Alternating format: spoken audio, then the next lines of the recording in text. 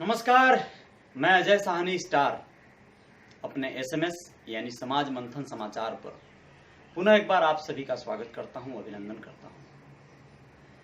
चंद दिनों पहले की बात है, एक वाकया याद आ रहा है जिसे आप लोग भी भूल नहीं पाए होंगे। जी हां, 16 अप्रैल 2020 की वो शाम जो ढलती है और अपने साथ एक कयामत लेकर आती है। कयामत उन दो साधुओं के लिए, कयामत उस निर्दोष ड्राइवर के लिए। जी हां, मैं बात कर रहा हूं महाराष्ट्र में पालघर जिले के अंतर्गत आने वाले कासा गांव का, जहां पर 16 अप्रैल की रात को बड़ी ही हैवानियत के साथ दो साधुओं को पीट पीट कर गांव वालों के द्वारा मार डाला गया।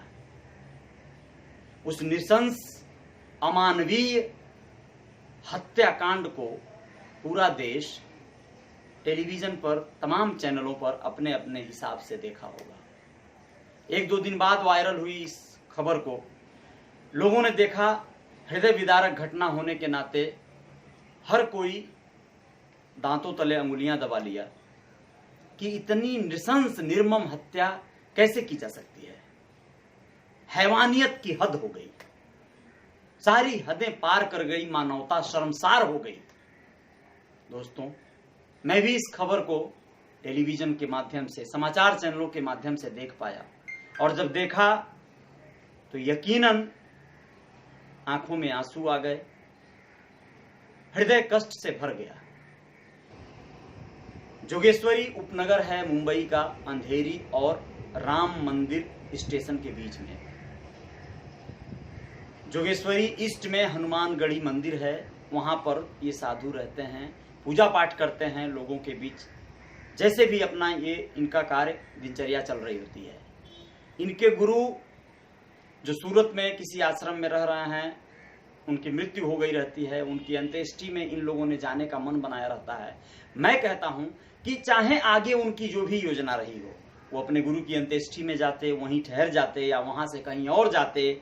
लॉकडाउन और कोरोना के कर्फ्यू के इस स्थिति में हो सकता है उनको भी बहुत सारी यहाँ महानगरों में, मुंबई में असुविधाएं हो रही होंगी। वह लोग किसी विधा से मुंबई से प्रस्थान करते हैं, दहिसर चेकनाका क्रॉस कर जाते हैं, गुजरात हाईवे को पकड़ते हैं, घोड़मंदर रोड होते हुए वह आगे बढ़ते हैं।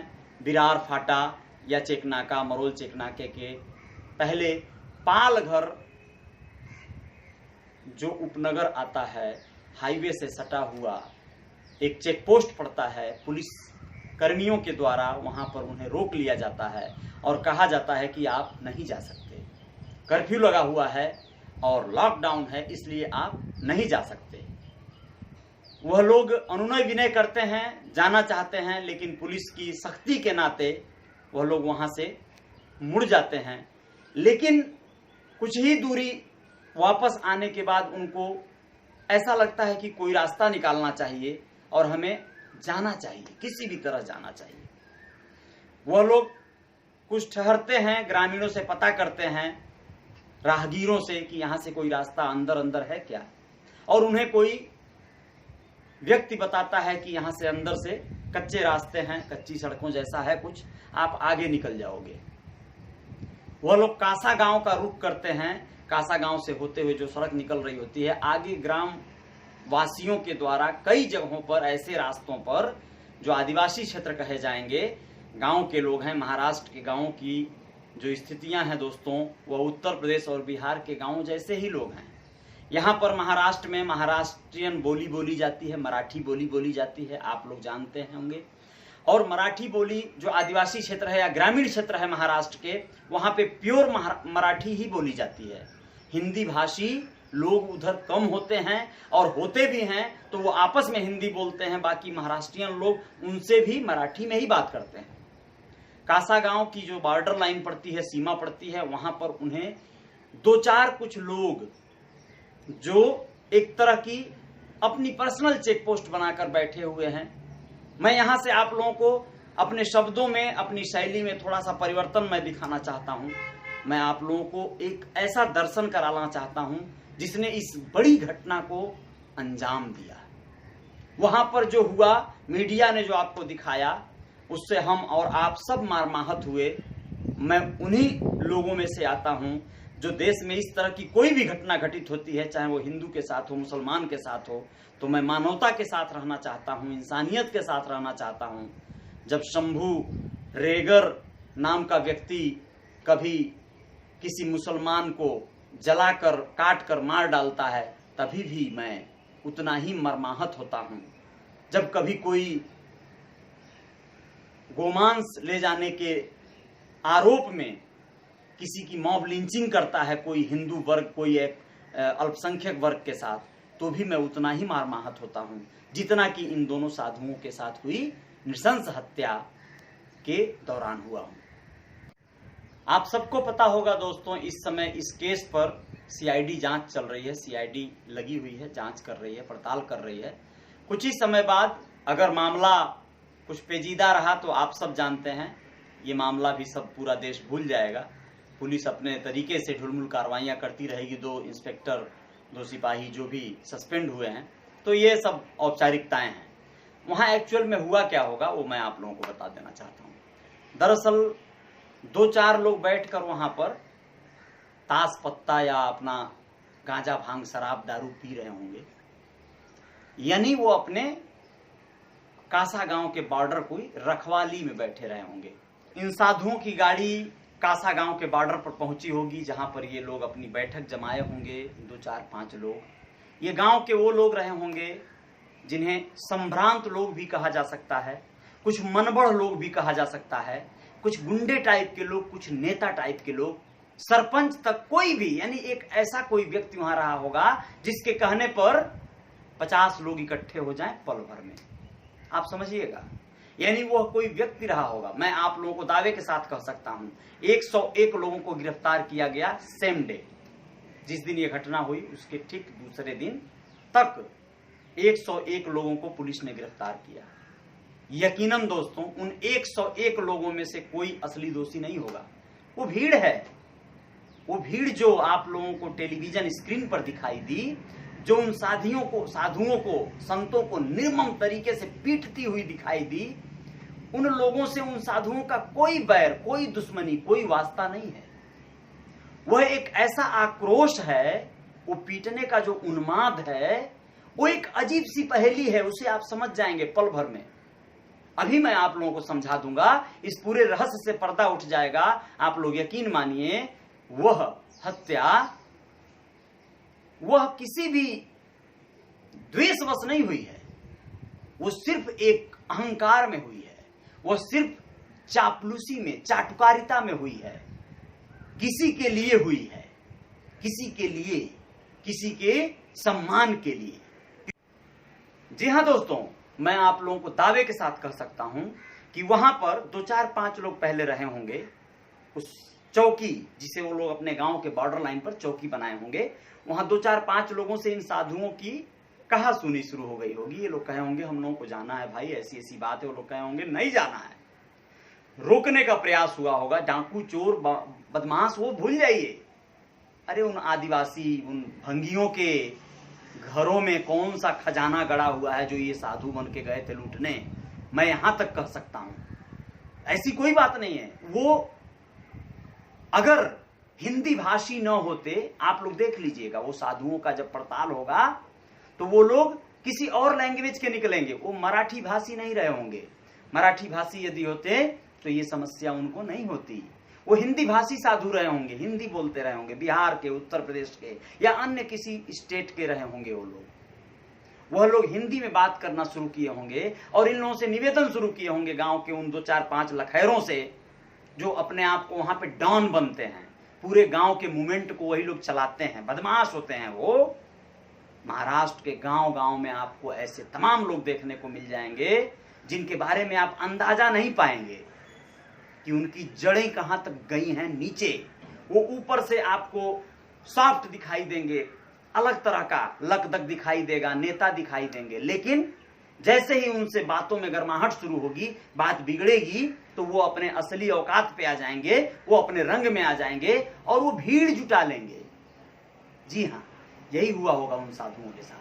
उन लोगों से बाताकही शुरू हुई होगी, उन लोगों ने उन साधुओं को रोकने का, भगाने का, गाली देने का कार्य शुरू किया होगा। साधुओं ने भी प्रतिक्रिया में कुछ जवाब दे दिया होगा जो उन्हें बुरा लगा होगा, और वो लोग साधुओं को 2-4 हाथ पहले मारे होंगे। संयोग से उन साधुओं ने भी हो सकता है एक आध गाली दे दिया हो सकता है अपनी सुरक्षा में उन लोगों ने भी हाथ चला दिया हो किसी पर। विश्वास कीजिए यही घटना घटी होगी। और उसके बाद जो हुआ वह आप लोग उसके बाद की कहानी को देखे हैं, एकदम बाद की, एकदम अंत की। यह जांच का विषय है, लेकिन निष्पक्ष जांच हो तो यही कहानी निकल के आएगी। उन लोगों ने उन साधुओं से लड़ना भिड़ना शुरू किया होगा। 2-3 लोग लड़ने भिड़ने लगे होंगे, 2-3 लोग हल्ला किए होंगे, चिल्लाए होंगे, चीखे होंगे और बवंडर मचाए होंगे कि हमारे नेता को, हमारे फलाना भाई को, ढिकाना भाई को ये सब मार दिए, ये साले जो है हाथ छोड़ दिए। और उसके बाद गांव के वो लोग बेअताशा, कुछ नहीं जानना है उनको, ये कौन हैं, कहां से आए हैं, किस धर्म के हैं, किस जाति के हैं, कोई सरोकार नहीं होता है। अब वो उनके नेता को मार दिए या उनके नेता की बेइज्जती कर दी, उनके नेता ने आह्वान कर दिया, बस कल्याण हो गया। अब वो कोई भी होने दीजिए, वो बाद में जांचा जाएगा, पहले अब इन्हें मार डालो और इतना मारो कि ये मर जाएं। यही होता है दोस्तों, ऐसा ही होता है। और यही कृत्य हुआ है उन साधुओं के साथ। यहां तक कि जब वो लोग भागकर अपनी जान बचाने के लिए पुलिस के पास गए हैं, तो पुलिस से भी वो गांव वाले, वो लोग उलझ गए हैं, लड़ गए हैं। और उन लोगों से कहा गया है, पुलिस वालों से फोर्स करके, दबाव देके, कि इन लोगों को हमारे हवाले कर दो, छोड़ दो, नहीं तो बहुत बुरा होगा। इन लोगों ने हमारे नेता से, हमारे मुखिया से, हमारे अगुआ से हाथापाई किया है, हमारे अगुआ की बेइज्जती किया है, ये लोग क्या समझते हैं, इनकी औकात दिखा देंगे। यकीनन दोस्तों ऐसा ही मॉब लिंचिंग होता है यहाँ पर, और यहीं पर नहीं, ये हर जगह होता है। यानी हम लोग अपनी ईगो, अपनी प्रतिष्ठा बना लेते हैं और हम भूल जाते हैं कि हम हैवानियत के किस हद को पार कर रहे हैं। यही हुआ उन साधुओं के साथ। उनको थोड़ा सा मार पीट कर भी पुलिस के हवाले किया जा सकता था, लेकिन वो लोग पुलिस के पास भी अपनी सुरक्षा के लिए जाते हैं, गुहार लगाते हैं, बचने का प्रयास करते हैं, वहां भी उनका पीछा नहीं छोड़ा जाता है और उन्हें पुलिस से दबाव देकर, पुलिस को गाली देकर उनको अपने अंडर में ले लिया जाता है और फिर से मारना शुरू किया जाता है। आप लोग विश्वास कीजिए, जिसके लिए वो टोटल वाकया, वो हादसा हुआ है, वो व्यक्ति भी वहां रहा होगा, वो पूरा करामात उसके सामने हुआ होगा, वो खुश हुआ होगा कि उसके लिए ये लोग किसी की जान भी ले सकते हैं। यकीन मानिए एक दिन खैर ऐसा भी आ सकता है कि वही लोग, वो उन्मादी लोग अपनी जान भी देंगे उसके लिए, उसके चक्कर में, या उसकी भी जान ले लेंगे। ये बाद की बातें हैं, लेकिन अब तो वो साधुओं की जान ले ही चुके, उसके ड्राइवर की जान ले ही चुके। जो गया सो गया। दोस्तों आप लोगों को विश्वास दिलाता हूं कि यहां पर मराठी भाषी, हिंदी भाषी, ये बहुत बड़ा फर्क होता है। गांव खेड़ा में या शहर में दोस्तों, महाराष्ट्र में या मुंबई में बहुत बड़ा बवंडर, बहुत बड़ा दुर्व्यवहार, बहुत बड़ा अभद्र व्यवहार किया जाता है। हिंदी भाषी, मराठी भाषी का यहाँ बहुत फर्क माना जाता है।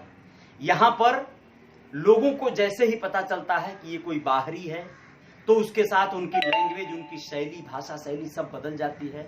यह बात अलग है कि बावजूद इसके बाहरी लोगों के द्वारा ही, दूसरे प्रांतों से आए बहुत सारे लोगों के द्वारा ही यहाँ की सारी व्यवस्था सुचारू रूप से चलाई जा रही है।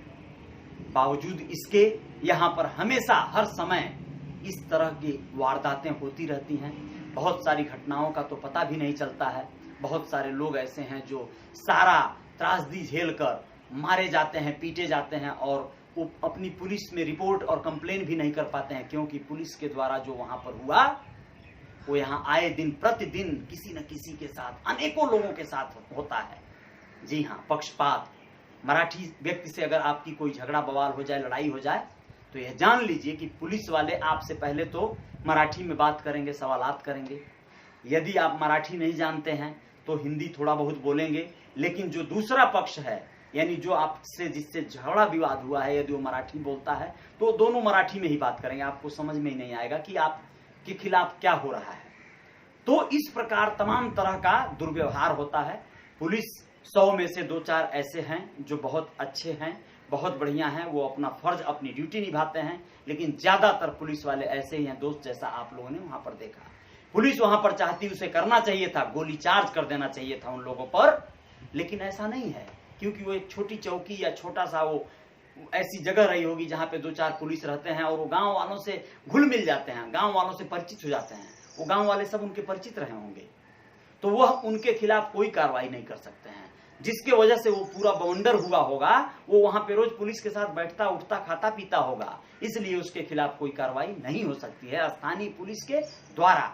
तो पुलिस का उस पर कोई प्रभाव नहीं पड़ना था, और पुलिस के साथ वो लोग जो दुर्व्यवहार जो करना चाहे वो कर लिए। पुलिस उन साधुओं के लिए कुछ नहीं कर पाई। पुलिस ने बहुत गलत किया। पुलिस को इस तरह हैंडओवर नहीं करना चाहिए था भीड़ को। पुलिस में अगर वो जुनून होता, जोश होता, तो सोच लेते वो लोग कि नहीं, हमारे सामने ये हत्या नहीं होने पाएगी, हम लोग भीड़ के हवाले या इन बुजुर्गों को नहीं करेंगे।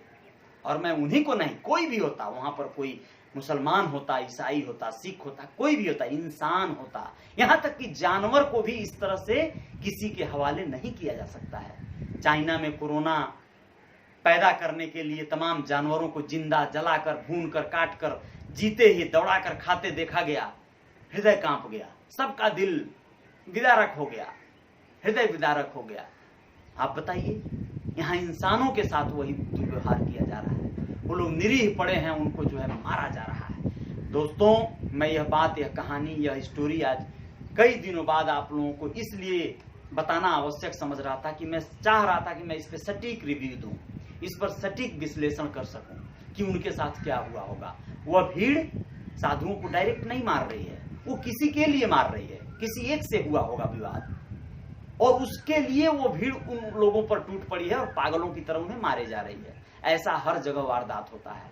जिसे लोग अपना नेता, अपना अगुआ मानते हैं, उसके साथ कब कोई घटना घटती है तो फिर वो लोग भूल जाते हैं कि हम क्या कर रहे हैं, किसे मार रहे हैं, किसे पीट रहे हैं। लोग अपने पूरे चरम सीमा को छू जाते हैं। मैं आप लोगों को यह बात इसलिए कहना वाजिब समझ रहा हूं कि आप लोग सजग रहिए, सावधान रहिए। जब भी कहीं आप लोग जाइए आइए, किसी से कोई बाता कहीं विवाद हो जाए, तो दोस्तों समय बहुत बुरा है, समझदारी से काम लेने की आवश्यकता है।